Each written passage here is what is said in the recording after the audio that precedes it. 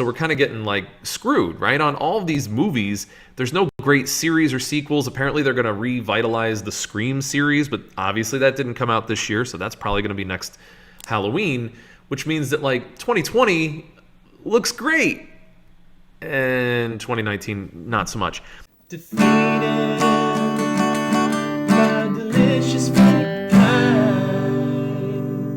Hello everybody and welcome to episode 173 of DBDFP, Defeated by Delicious Fruit Pies. I am NEDTJ, Ned the Janitor here on DBDFP. This is Tis the Season for Awful Video Games, and this is again the Mug of the Week. It is the Mario Brothers basically winning. He's about to win. He's about to get the flag and go into the mini castle. He's not winning anything really because the princess is obviously in another castle, and this isn't even really a castle. It's kind of just like a marker that you got through the first world, or the first level in that world.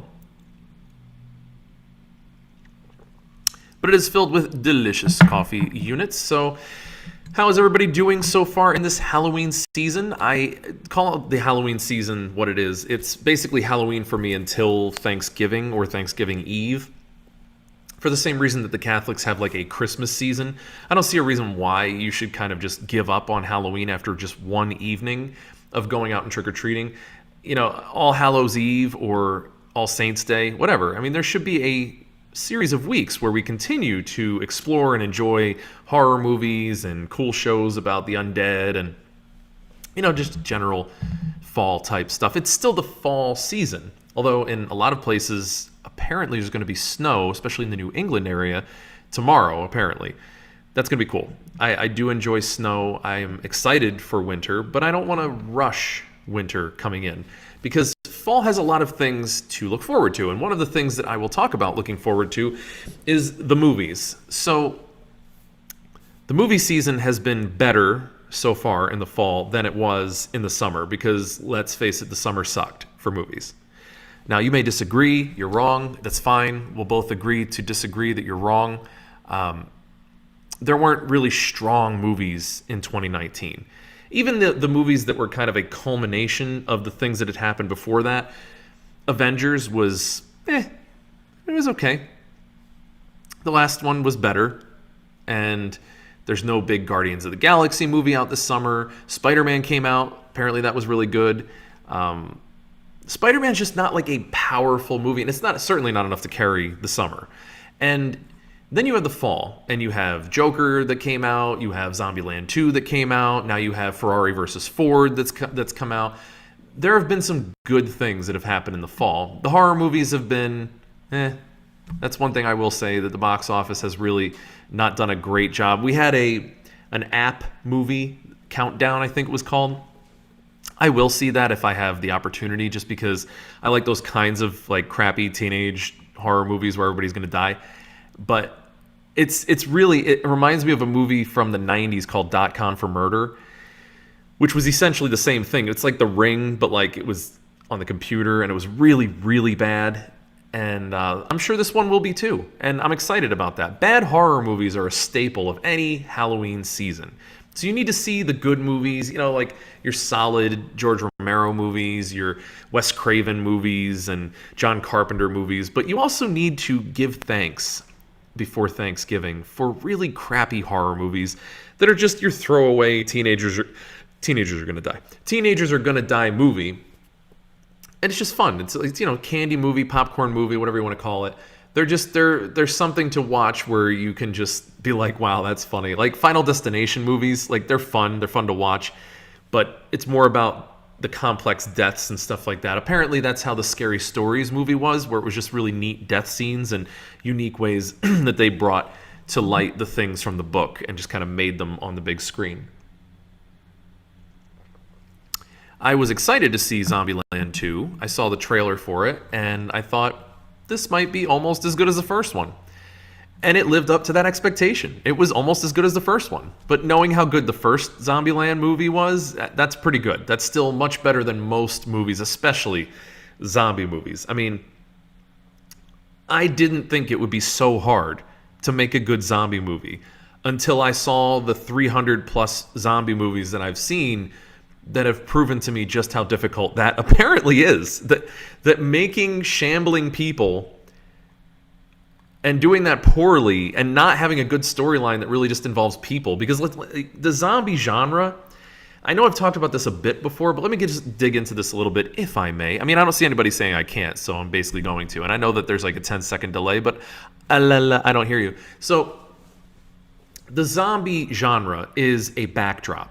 Like the zombie apocalypse is a stage that you can use for any topic you'd like. So you could make it about a love story. You could make it about social commentary. You could make it about some romantic notion of values. You could make it about a relationship between a son and a father. You could make it about a relationship between different cultures that come together in a certain stressful time. I've seen a lot of these things, and they were executed well. The Train to Busan is a great example of a newer movie that explores that relationship between parent and child. So... And that was kind of ridiculous. There were some scenes in that were just like, oh my gosh, this is just almost anime quality. But it was still a well-done movie that used zombies as a backdrop. Shaun of the Dead, that was a great movie, and it's a comedy, but it also explores relationships and things like that too. Dawn of the Dead, Diary of the Dead, they have different things that they're trying to say, and it's just been really sad to see so many people make a zombie movie when they don't really understand that. They try to either make it about, I'll make a better zombie movie than anybody by making scarier zombies, or like, I'll just not try at all, but zombies. And that's the worst. And oddly, a company who made one of the better zombie movies I've seen out there was Asylum.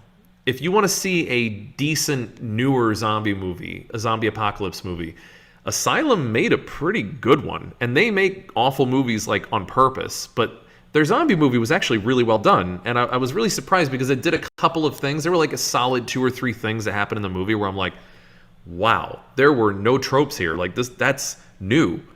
And for me to say I have not seen that in a zombie movie before, it's kind of like Tim saying he hasn't seen something in an anime before. That's pretty crazy. Or like, a JRPG or something like that. That's pretty nutty.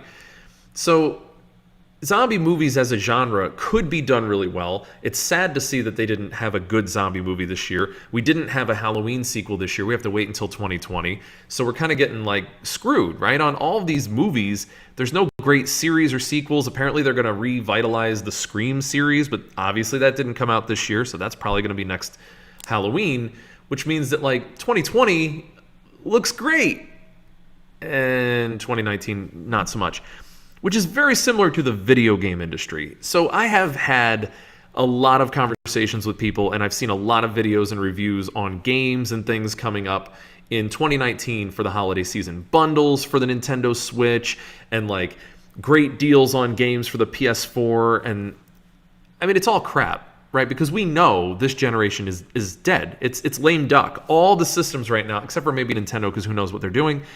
The PS4 and the Xbox One are lame ducks. We know the new system is going to be announced, probably January to March, and it will be announced for next holiday season. At best, if not, 2021 in the beginning of the year. But that's crap, because we know it's coming out. So what are all the game developers doing right now? They're making games for this awkward, like, juvenile to adult period, right? It's very much the puberty of the next system. So you're going to have, like, weird games that have mixed graphics, or they're just, like, they way overclock your system now, and it's going to be really slow load times. It's going to be really bad. It's going to crash. It's going to freeze. And then it'll run really well in the next system that you have to wait another year for. And by the way, it's not backwards compatible for that version, so we're going to make it come out for both systems at once. Yes! I love when they do that. Or they're straight up investing in making video games for the next generation console. So if it's not an NBA 2K game and it's not some kind of like Madden game, don't expect there to be a whole lot of great blockbuster hits in the beginning and middle of 2020, because all of the development is going to be getting pushed for the next generation system. And if it's not, honestly, it's just going to be late generation games that are hopefully going to maximize the system usage and hopefully maximize the graphical integrity of the systems and be able to come up with some good storylines, but I'm not super hopeful. And that's kind of the thing that I hate about these years. These are the worst years for gaming, because it's just so hard to gauge, is the new system going to be good? I mean, remember the PS3? Like, a lot of people don't remember how poorly the PS3 launch was. It was way overpriced. It bricked on a lot of people. It was super heavy. It just wasn't that great of a system. Not a lot of games were out for it. And the console had like a garbage UI. It was just really, really bad. It was a very bad system. It took over a year for it to get into its stride and start having those exclusive PS3 games that made it work. But Xbox 360 dominated. Well, what did we have with the PS4? PS4 comes out. It's sick. It's got a great system. It has great exclusives coming out of the gate. It's not bricking on people. The graphics were great in the beginning, and it had a lot of exclusives. It dominated this market. So who knows what's going to happen? Although looking at the PS5, I got to say, I'm a little worried. Okay, I'm a little worried. It looks like a spaceship, like an alien spaceship. That's concerning. And I'm just, where do you put the DVD in or the Blu-ray or whatever? Where do you put the disc in? Because I'm getting concerned that it's just going to be like micro discs, just from what I saw in the picture. And I know I've read some things, it's not going to be that. But like, it immediately triggered a traumatic memory of a terrible system design that did really poorly. Yes, friends, I'm talking about the GameCube. It's a near and dear system. It's a beloved system to many. It had some of my favorite games, Metroid Prime 1 and 2. It had a great Smash Brothers game. You may have heard of it, Melee, my favorite of all of them. And yet, and Double Dash, it had just so many good games, but it did so poorly.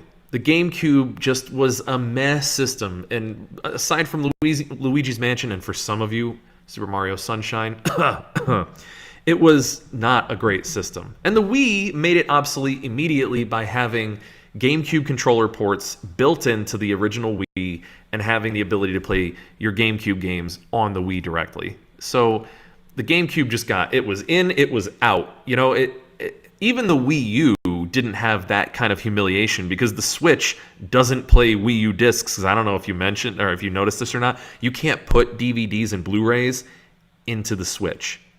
I've tried it. I've lost at least 3 Blu-rays. I'm not proud of it, but I can tell you for sure you can't put any kind of CD into a Switch. There's just no place for it.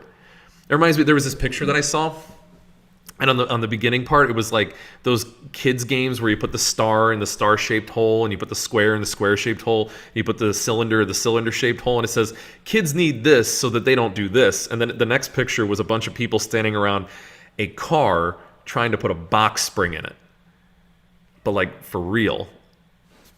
And that's funny because they're really stupid, but it's like, it's a great picture. We needed to know these things so that we don't try to put Blu-rays into Nintendo Switches. So let's talk about the Nintendo Switch for a minute, speaking of stupid. Don't be fooled. Don't be a dummy. Look into what Switch bundle you're buying for your kid, or if you are a kid, again, why are you here? I really hope that children are not watching this. But if you're an adult and you have a kid that you're thinking about getting a Switch for, the bundles look really good. It's like, wow, you can get this bundle and it's like $100 off. And then you get some game that came out like 2 years ago for it, which, I mean, granted, none of them are bad. Like Mario Kart is amazing. It's still really fun to play. But recognize that that's probably the old Nintendo Switch. So they redid the Nintendo Switch, the hardware for it, to make it run faster and better, have better load times, but most importantly, have better battery life. Now, I have one of the original Nintendo Switch systems. The battery life is not great. If you're playing Zelda Breath of the Wild or you're playing like Skyrim, you have maybe 4 hours on it before you have to recharge it. You know, it gets into like 23% range. That sucks. You know, like to take that on a trip and to constantly have to charge it, like it's worse than a cell phone and trying to play some kind of like high graphic game on a cell phone, which again, this is a cell phone. It's not my dad. I threw it to the ground. That's what I want to do with the Switch when I have to recharge it like every 4 hours. So the newer Switch had better battery life. And then there's the Switch Lite, which, here's my thing about the Switch Lite. It's a smaller system, that's fine. Has a little bit of better battery life. Not great, which is really depressing because why are we doing this totally portable thing? You can't dock the Switch Lite. It's portable only. The worst part is the controllers, they're attached to the Switch Lite. Now, I don't know if you've known about Switch, like Joy-Con gate, but the Switch controllers keep having drifting problems with the joysticks. So now you're selling me a system that has those same joysticks built into the system. What do I do when it starts to drift after 4 months of play? oh, just get another one. Or just, hand it back over to Nintendo and they'll refurbish it for like $12. And then you don't have your Switch Lite. So then you get it back and now you've got another 4 to 6 months of playtime on it. I have not heard anything about them fixing the joystick problem on the Switch. So I don't recommend getting the Switch Lite. So if you're going to get a Switch, get the new Switch. Just my recommendation. But beware of those bundles where they're trying to get rid of the old systems just because they want to get rid of the old systems. They're not trying to do you any favors. And the games now on the used market are much cheaper, so you're not really getting a deal on getting a new version of a 2-year-old game that you could probably get for like $25 on Facebook Marketplace. Just saying. So be careful of that. But also, do we buy PS4 Pro and Xbox One X at this point? Like, really? Is this what we're going to do?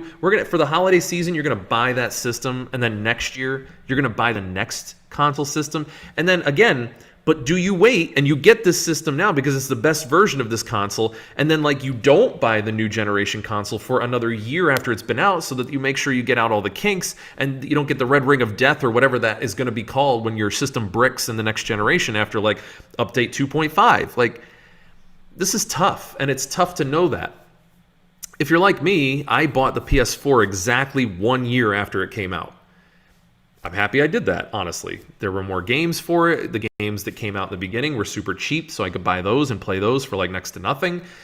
Very much enjoyed that, and I had no problem playing my Xbox 360 all the way up until, and even after, and still, I had the PS4. Will that be the same for the PS5? I don't know. I mean, I read an article where like the CEO of Sony was saying like, they're going to try to get people to buy the PS5 right away. So they're going to make it cheaper and like there's going to be less of a barrier to entry. None of that matters. The only thing that matters to me with a new generation console is, number one, are they going to come out with a better version of that console in a year? Because usually the answer is yes. Better hardware. See the Nintendo Switch thing that I'm talking about right now. But also see the Xbox 360. Remember the Xbox 360 Elite? And then they moved on to the Slims, and then that newest model that is like superb. It's the best model. It has no problems. You get no red ring of death. It's a beautiful, sleek, fast-moving system. I have it. I also have the R2-D2 version of the Xbox 360, which is like awesome because it's a blue ring. You'll never get a red ring of death because it's blue. It's not even green. And it makes R2-D2 beep, beep, boop noises when you push on it. And it's really cool. And I have the C3PO controller. I got that on Xbox or on Facebook Marketplace, just so you know. It was cheaper. But I had the Gears of War 3 Xbox 360, and that was cool. But my point is the original Xbox 360 had so many problems, and it was so slow, and it was so problematic. It was just like, it was crap compared to the newer 360s. So maybe this is your year to get this new model of console and then get a bunch of the games and greatest hits and remasters and things like that. Then you can enjoy the next system, the next generation system, not this fall, not 2020, but the year after that. And maybe that's what you're going to be really excited to do.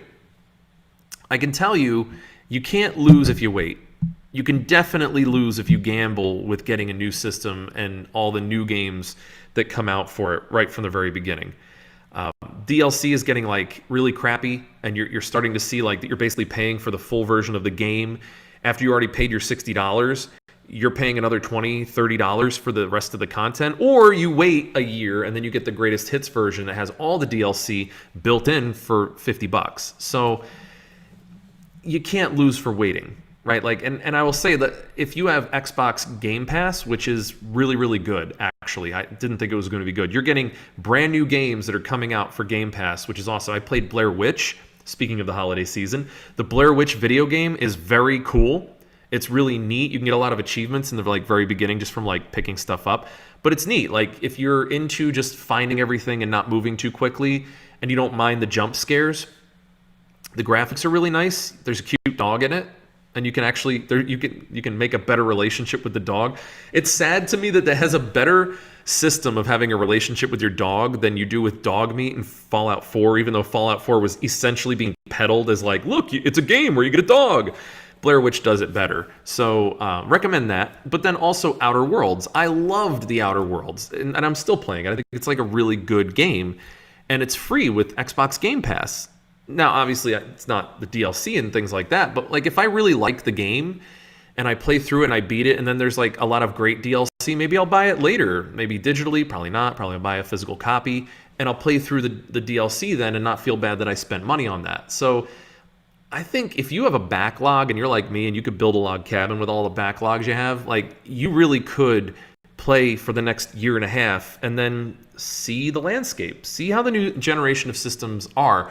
And remember, just because Sony and Microsoft announce their newest console, don't discount either a Sega coming out with a great new system, like why not? Or like a Nintendo coming out and saying all of a sudden 2 years into next generation systems and saying, I think instead we're going to come out with the most powerful system. This is something that people always know. Never underestimate Nintendo. Remember the Wii? Remember the Wii U? Remember the Switch? They know something about how to grab a market. And every once in a while, they just come out with something so surprising. I mean, look how mainstream the Switch has become in terms of third-party games. Like, Doom is on there, Skyrim's on there, Fallout's hopefully going to be on there. Like, you got a lot of really cool games that are on there. Fortnite plays fine on the Switch, and it's portable, and it's the only system where you can play Fortnite portably except for, like, your phone. And, like, phone gamers, it's, like, worse than a filthy casual. Like, you took it to a whole new place, and that place is sad and dark and cold and lonely and needs to be charged every 4 hours. Oh, wait, that's the Switch, too. I don't know. I mean, you can't really win on that. Fortnite's pretty graphically intensive for the Switch. So yeah, be aware that this fall is going to be really tough for video games, and the holiday season is going to be tough. But weigh it out, and potentially you could end up being the hero. You could win this holiday season by getting great games and getting a Game Pass subscription for somebody instead of trying to hold off and then get the newest, latest, and greatest next holiday season where you really lose out because you ended up getting the next Red Ring of Death. So that's all I have to say about that. So that's video games, that's movies. I want to talk a little bit about my continuation of the holiday season. I went to this big pumpkin event thing, and I'll post pictures on Instagram, obviously. I posted one of them as my announcement that I would be on today. And I think it's important to continue to go and do things like that during this time of the year, even if it's just like a corn maze or like whatever, a farm that you go to where you pick up some pies and stuff like that. And, you know, because the fall is really uniquely awesome. And I know that I talked about pumpkin spice back in like August when it was like 83 degrees, and I may or may not have rapped about that. But fall really is awesome at this time of year. And I will talk a little bit more about, and I'll talk every week a little bit about fall. So the things that I want to talk about to appreciate and try to like work with us on this whole fall thing is appreciate fire, right? Because fire is awesome. Like not in your house, unless you have a fireplace, but like warmth and the smell and the glow of fire and the intimacy of bringing people together around a fire and just how it's like either popping and crackling or it's just quiet. And it's just something warm that you can have, maybe a warm drink, maybe an adult beverage, and you're sitting around and you're having that experience with people that is not fun when there's mosquitoes everywhere and it's like 80 degrees even at night and it's sticky and it's sweaty. And then like you don't know, especially as it gets closer to the evening, you're like, I got shorts on, but it's like cold, but like this part of me is like on fire, the back of me is really cold, and it's also being bit by mosquitoes. Personal experience this summer. I'm not gonna get over that. I had a bad experience. So the fall, especially after the first frost, which is why another reason I'm really excited about the snow coming on, mosquitoes are dead, the bugs are gone, right? But like you can still have a solid month and a half of, you know, bonfires, fire pits, fireplaces. I mean, in all winter you can have fireplaces, let's be honest, you can always have a fireplace. But there is, Hunker Down or Camping with Steve. He's a great guy. I check his channel out. He's just this regular guy who just likes camping. And it's funny when he says that because in high school, there's a kid that I went to high school with, Brad Arnold, and he went on this big like Christian camping extravaganza with us, and it's like 5 days and like six nights, or I don't know, something like that. And it's like the Woodstock of like Christian music festival. And I don't know what he was, but he was like an atheist or something when we went. And so he doesn't want to go to the main events. He doesn't want to go to the prayer things. He doesn't want to do anything. And somebody asked him like, Brad, if you don't like any of this stuff, why did you come with us? And he just says like deadpan, like totally unironically, I like camping. And he like spent money and he was like hanging out with all these people that do all this stuff. And it's like, because he likes camping. So I think this guy camping with Steve, it's really funny that he just likes camping. So he's not trying to be like one of these bushcraft people. He's not trying to like start a fire from scratch. He uses a lighter and he uses like a butane lantern thing and he uses like a fire grill so he can make food, and he's cooking up some really gross stuff sometimes. But he just likes going to different places and cracking open a beer and making a fire and sleeping in places that he probably shouldn't, sometimes that are actually illegal for him to sleep. So but he likes to hunker down. And I really just enjoy the guy because he's not always happy. And you could tell he's not always happy to be like cold or whatever. He's not trying to be macho. He's not trying to do things like in a special way. He tells you, I bought this from like essentially like a Canadian Walmart. I got these things. I'm going to camp here with this stuff, but let's hunker down. And I want to show you this area, and then I want to camp here for the night. And he made it work. He just reached, I think, 100,000 subscribers. So maybe you'll be 100,001. And I encourage you to go check him out. But it's stuff like that in the fall that is unique to fall, because you're not doing this in the winter, right? Like, you're not going camping in the winter. Nobody's sitting around in 3 feet of snow around the bonfire pit outside in their yard that they had to shovel out so that they can enjoy being outside together. Like, you're bringing it in. You're going inside, okay?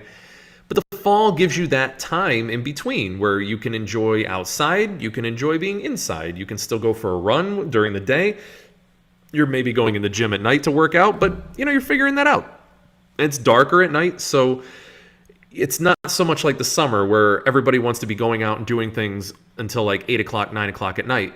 You can kind of get away with getting done work and then going home and then enjoying being home and maybe enjoying sitting and watching more movies or like, shows we were missing out on during the summer. And it's kind of an excuse not to be as social, which is kind of neat in its own way, because I know people who like isolate during the winter, which is like obviously a no-no, and added to seasonal affective disorder, that's not a great idea from the psychologist's perspective. But it is nice once in a while to just chill and be quiet and enjoy your time with yourself and listen to podcasts from DBDFP alone in your house in front of the fireplace on Netflix that you put on your TV because you don't have a fireplace, and drinking a hot beverage or an alcoholic beverage that makes you feel hot. These things are really nice, and they're very specific to this time of year. So that's just kind of my take on one of the great things about fall as we get further into this Halloween season. How are you holding up this Halloween season? This is the last thing that I want to kind of leave you all with. Are you recognizing and understanding the harvest season? Are you looking around and seeing that there's less leaves on the trees and appreciating it? Are you smelling the air? Does it smell a little bit more like winter? Do you know what that smell is? Maybe I'm just weird. I know I'm not. You're weird if you don't smell it. But are you appreciating the things that are coming your way? And are you noticing how quickly the year is going by? Because before you know it, people will be starting to talk about New Year's resolutions and like how next year is going to be different. 2020, man, it's going to be our year because the last 8 were not. This year can still be your year. And I encourage you to take the time to take up a hobby like the Ghost Rider comic. I just got November's. It was awesome. It was like, I read it so fast to go back through it and read it again. I'm already subscribed now for like the December issue to come out and a couple of other like Ghost Rider things that are coming out. And that's been really fun. It's been really neat to talk comic books with people again for a change and know what's going on with the new King of Hell. And so I hope you take up a hobby. I hope you're doing something new. I hope this podcast is something that you've jumped into. If you're new here, hi, what's up? And that this is something that you're going to start doing as kind of your ritual for the week. I hope that you've picked up a book. Maybe you started watching a movie. Maybe you just got into a movie. Maybe you heard me talk about Terminator and you were like, I think I'll watch the first and second one so I know what the heck people are talking about. I met somebody this weekend who has not watched Terminator 1 or 2. I know. I'm like, yeah, same. I was just as speechless. And that's okay, because that's something that, he can then watch and then appreciate and understand how wrong he was for so many years for not watching it. And then watch the newest Terminator and ignore all the other ones. Now, I actually think there's value in watching the other ones. I didn't hate Terminator 3, and I'm in a minority there. I understand another take that people might have a problem with, but I did like Terminator 3. Find something this fall that you can say you already were doing when New Year's comes along, because New Year's resolutions suck. They don't really work out. You do them for like 3 weeks. You feel bad about yourself in 4 weeks. You forget about it in 5 weeks. And it really could have been something you incorporated into your life. So why not just start it with no pressure now? I know that there's a certain thing that everybody's trying to do in November and they're failing miserably because I'm just seeing it constantly in the comment section. But never fear. You can always try again. to not do that thing that you're trying not to do. Quilting is a great hobby. Yeah, I mean, whatever. Quilt if you got a quilt. It's not a thing I'm going to do. I used to crochet. Don't know how to do that anymore. But I'm not quilting either because it's just not the thing I decided to do. Maybe you want to get into a knitting club. I don't care. Whatever. There were people in college I went to college with who knitted. And it was like, like all these 19 and 20-year-old women like knitting. And I'm like, where? Like looking around. I'm like, is this real? This is really happening? But they were doing that. It was like kind of funny. But it was neat. And it's cool that they were able to create things. So create things. Look for an artwork type thing that you're good at. Watch some Bob Ross. I mean, just watch some Bob Ross. He's on Twitch, the Bob Ross channel. Highly encourage you to subscribe. Follow it at least. Really cool. You can just watch old Bob Ross episodes, and he is just, that's real ASMR. You think this is? No, Bob Ross. That's where to go. Happy painting, by the way, for everybody who is a Bob Ross fan. Find something that you like to do and appreciate it now, so that like you get into the next year and you're already ahead. Maybe that is your New Year's resolution, to continue doing this neat new thing that you got into. I don't know, read all the Xanth novels, get into Narnia. I don't know, like don't actually go to Narnia. That place is like whack and you're going to get killed. You're going to get turned to stone. There's like this witch. Lions are talking. Don't go to Narnia. If you see a wardrobe and it keeps going, go back. Go back outside the wardrobe. Plus there's some like horror movies where that doesn't work out well. The point is walking into wardrobes. That's not what they're designed for. But read up on it. Don't take it from me. Read some of that. I hope that you enjoy the things that there are to enjoy in the fall season. I hope that you realize that the end of the year is not the end of life, and that 2020 is going to be a better year than 2019 just because of the movies and the video games. So don't worry about it. You have plenty to look forward to. It's also going to be fun to have 2020, and then for it to be the 20th every month, and it'll be 2020 on the 20th, and then every hour there'll be 20 minutes. And if you're military time, it'll be hour 20 and 20 minutes on 2020. You'll figure it out. The point is, I hope you enjoy the fall, and let me know in the comments section of other things that you enjoy and that you would think about that are included in the fall. Let me know what you're doing for the Halloween season. I love to hear that kind of stuff. I love to know what you guys are doing. I think that's a fun part of all this. And I will be doing some kind of live streaming with a video game. I haven't picked it what it's going to be, but it will be on the PS4 because it's just a really easy way for me to go online and put that stuff out. I can't do it on Facebook anymore because apparently Sony and Facebook are not friends. That's a whole ordeal. But I will be probably doing some Isaac again and some stuff like that. So I'll try to be doing that kind of live streaming as we go forward into the winter because, again, I got more time to do video games when I'm not outside and about doing crazy nonsense in the heat with mosquitoes. All right, that's all I have for this week. I bid you all adieu. I hope you're doing well out there. This has been NEDTJ on DBDFP, and I am so signing out. Catch you later, suckers. Defeated.